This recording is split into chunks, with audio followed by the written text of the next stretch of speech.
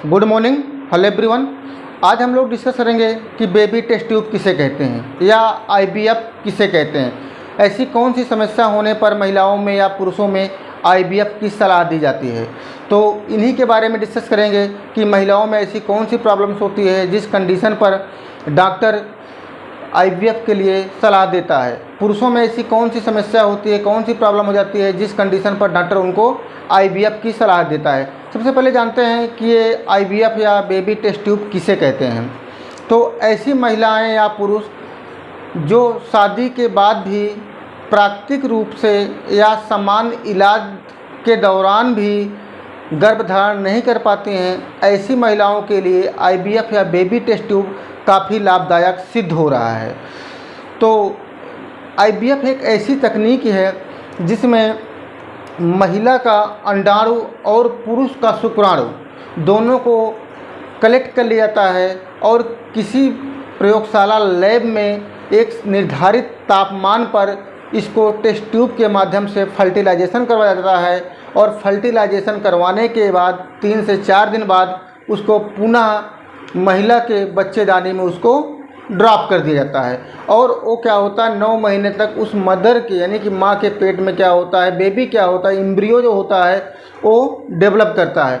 वो जो महिला होती है, ऐसी महिला जो डॉक्टर के अंडर में क्या होती हैं, देख रेख में रहती हैं, यानी कि इनको किसी प्रकार की प्रॉब्लम होगी तुरंत डॉक्टर से इनको मिलना पड़ेगा समय समय पर, यानी कि हर हफ्ते में 15 दिन में डॉक्टर इनको बुलाते हैं। इसलिए बुलाते हैं क्योंकि इनको एक एक्स्ट्रा इंजेक्शन जो होता है दिया जाता है, जिस इंजेक्शन बहुत सी डॉक्टर अपने कंडीशन के अकॉर्डिंग देती हैं इंजेक्शन, क्योंकि इसमें जो मोस्टली इंजेक्शन यूज होता है वो हाइड्रॉक्सी प्रोजेस्टेरॉन यूज होता है, क्योंकि हाइड्रॉक्सी प्रोजेस्टेरॉन एक ऐसा इंजेक्शन होता है जो हार्मोन्स के लेवल क्या करता है, बना के रखता है।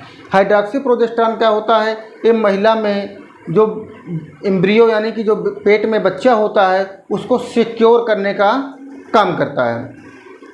अब डिस्कस करते हैं कि महिलाओं में ऐसी कौन सी समस्या, ऐसी कौन सी प्रॉब्लम्स होती है जिस कंडीशन पर डॉक्टर इनको आईवीएफ की सलाह देता है।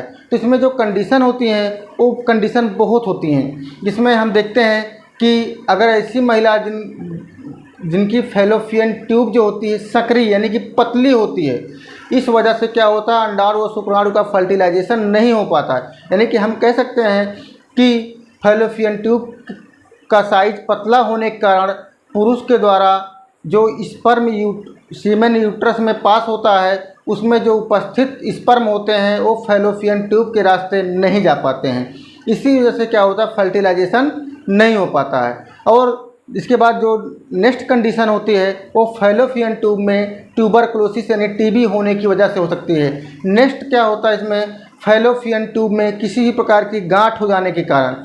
नेक्स्ट जो होता है कि हार्मोन्स का लेवल कम होने पर होता है। नेक्स्ट जो होता है बढ़ती उम्र यानी कि एज ज़्यादा हो जाने की वजह से भी क्या होता है, नहीं होता है। और जिसके अंदर नेक्स्ट होता है अंडों की गुणवत्ता यानी कि जो क्वालिटी होती है वो कम होने की वजह से भी क्या होता है, उसमें नहीं हो पाता। या इंडोमेट्रियोसिस जो होता है, इंडोमेट्रियोसिस जो होता है कंडीशन होने पर भी क्या होता है, महिलाओं में गर्भधारण नहीं हो पाता है। पुरुषों में ऐसी कौन सी समस्या आती है, तो पुरुषों में भी क्या होता है, यहाँ पर देखिए पुरुषों में लो स्पर्म यानी कि अगर सीमेन में स्पर्म की मात्रा कम होती है तो इस वजह से भी क्या होता है, वो स्पर्म जो होता है अंडाणु तक नहीं पहुँच पाता है और फैलोपियन ट्यूब तक ना पहुँचने की वजह से क्या होता है, फर्टिलाइजेशन अंडाणु शुक्राणु का नहीं हो पाता। सेकेंड जो होता है इसमें सीमेन या वीर लो होने पर यानी कि सीमेन और वीर की क्वांटिटी कम होने पर। नॉर्मली एक हेल्दी पर्सन में क्या होना चाहिए, 5 से 7 ml सीमेन होना चाहिए। सीमेन एक बार में सेक्सुअल अट्रैक्शन के पास या मस्टरबेशन के बाद 5 से 7 ml तक क्या होना चाहिए, सीमेन पास होना चाहिए। अगर 5 ml से कम सीमेन होता है तो वहाँ पर क्या होता है, स्पर्म थोड़ा सा कम हो जाते हैं और वो फैलोपियन ट्यूब तक नहीं पहुँच पाते हैं। इसके बाद या लिंग का साइज छोटा होने की वजह से होता है। नेक्स्ट जो होता है टीबी यानी ट्यूबरकुलोसिस होने की वजह से भी क्या होता है, स्पर्म की क्वांटिटी कम हो जाती है। और इसके बाद जो नेक्स्ट होता है वो हार्मोन्स का लेवल कम होने पर, मुख्यतः पुरुषों में जो होता है टेस्टोस्टेरॉन हार्मोन जो होता है वो मायने रखता है। अब इसमें देखते हैं कि आखिर ये कैसे करवाते हैं, कैसे फर्टिलाइजेशन बाहर होता है इसमें। तो ये फर्टिलाइजेशन जो होता है, देखिए जैसे कि ये क्या होता है, एक अंडाणु होता है और इधर क्या हुआ, ये पुरुष का शुक्राणु हुआ, ये मेल का हो गया। मेल से क्या होता है, स्पर्म होता है। फीमेल से क्या होता है, अंडाणु होता है। यानी कि ये क्या हुआ, अंडाणु, इधर से क्या हुआ, शुक्राणु। यानी कि इसको जो होता है, जो इन दोनों को क्या करते हैं, इसको पहले कलेक्ट करते हैं। यानी कि अल्ट्रासोनोग्राफी की मदद से जो लेडी डॉक्टर होती हैं वो इंस्ट्रूमेंट के ज़रिए क्या करते हैं, वजाइना के रास्ते से क्या कर देते हैं, वहाँ से अंडाणु को कलेक्ट करते हैं। एक चीज़ मैं आपको बता दूं, अंडाणु क्या होता है, मेंस्ट्रुअल साइकिल ख़त्म होने के 12वें से 14वें दिन के बीच में क्या होता है, अंडाणु का निर्माण होता है। तो इसीलिए क्या, जब बेबी टेस्ट ट्यूब करवाया जाता है तब डॉक्टर उनकी कंडीशन को जानते हैं। यानी कि महिला की कंडीशन यहाँ पर बहुत इंपॉर्टेंट होती है, क्योंकि पुरुष में तो किसी भी टाइम, एनी टाइम जब भी उसमें सीमेन कलेक्ट करवाएंगे तो इस पर मिल जाएगा। बट महिलाओं में जो अंडाणु होता है, अंडाणु जब बनता है वो मेंस्ट्रुअल साइकिल ख़त्म होने के 12वें से 14वें के दिन के बीच में 24 से 24 घंटे के लिए क्या होता है, वो बनता है। इसीलिए क्या होता है, ये डॉक्टर की देख रेख में होता है। ऐसी महिलाएं जिनका मेंस्ट्रुअल साइकिल आ चुका है, जैसे ही 12 से 14 दिन होता है तब डॉक्टर उनको अपने पास बुलाती हैं और उसका अल्ट्रासोनोग्राफी की मदद से क्या करती हैं, अंडाणु को क्या करती हैं, कलेक्ट करती हैं। और इधर से क्या हुआ, पुरुष का शुक्राणु। इसको बाहर एक निर्धारित टेम्परेचर जो प्रयोगशाला लैब में होता है, उस टेस्ट ट्यूब में क्या होते हैं, अंडाणु और शुक्राणु, यानी कि ये दोनों को क्या करते हैं, यहाँ पर मिक्स करके फर्टिलाइजेशन करवा देते हैं।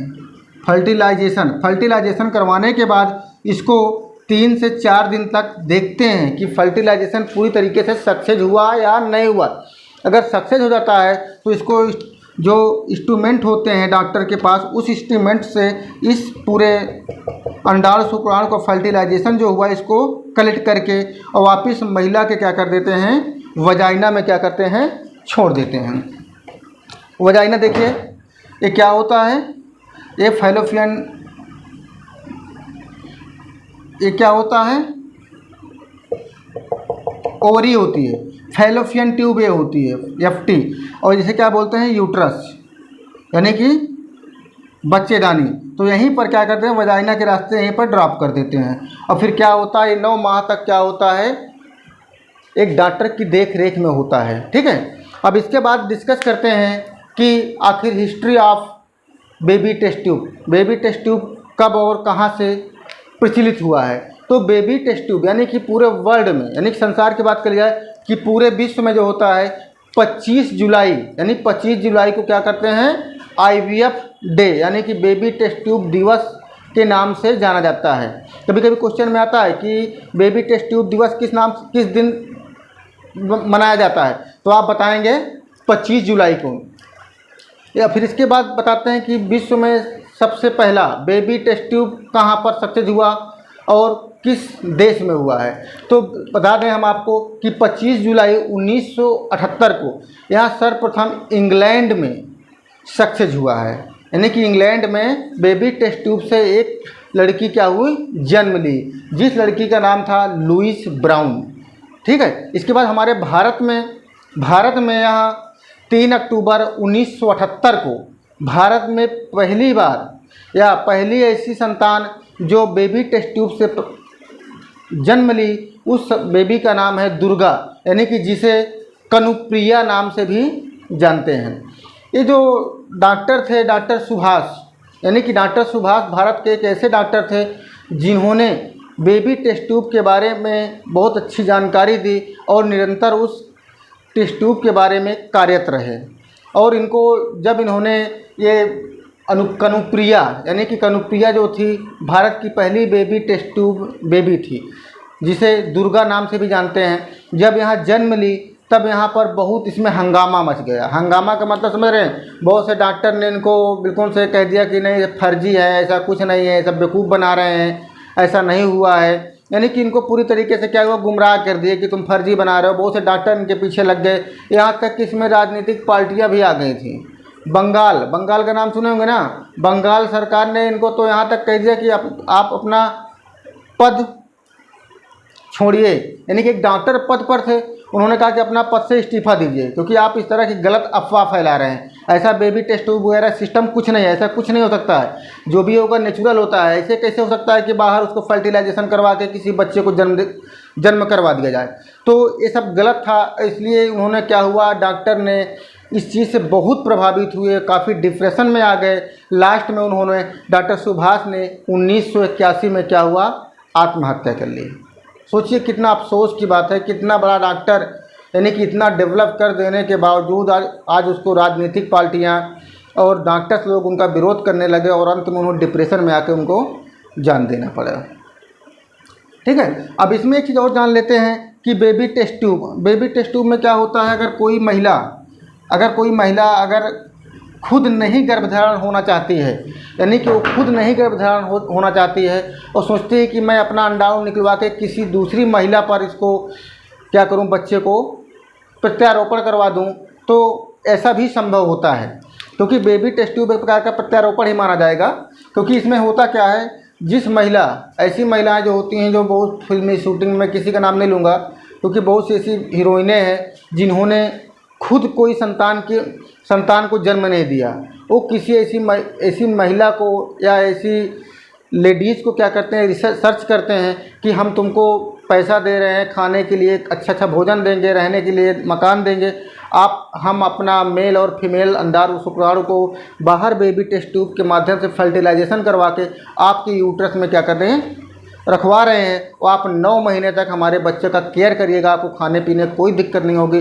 और बाद में जब हमारा बच्चा हो जाएगा तो आप हमारे बच्चों को हमको दे दीजिएगा, बदले में आपको हम 1-2 लाख रुपए एक्स्ट्रा दे देंगे, या तुमको घर दे देंगे, आवास देंगे। यानी कि बहुत सी लालच देती हैं, वो उन पर डिपेंड करता है कैसे लालच वो देती हैं। तो ऐसी मदर जो दूसरे का अंडाणु और शुक्राणु अपने गर्भाशय में पालती हैं बच्चे को, ऐसी मदर को सेरोबेट मदर के नाम से जाना जाता है। तो क्वेश्चन में कभी कभी पेपर में पूछता है कि सेरोबेट मदर किसे कहते हैं। तो सेरोबेट मदर ऐसी माँ होती हैं जो किसी दूसरे महिला या पुरुष का बेबी टेस्ट ट्यूब द्वारा प्राप्त संतान को अपने यूट्रस में क्या करती हैं, उसको रखती हैं। Okay, bye.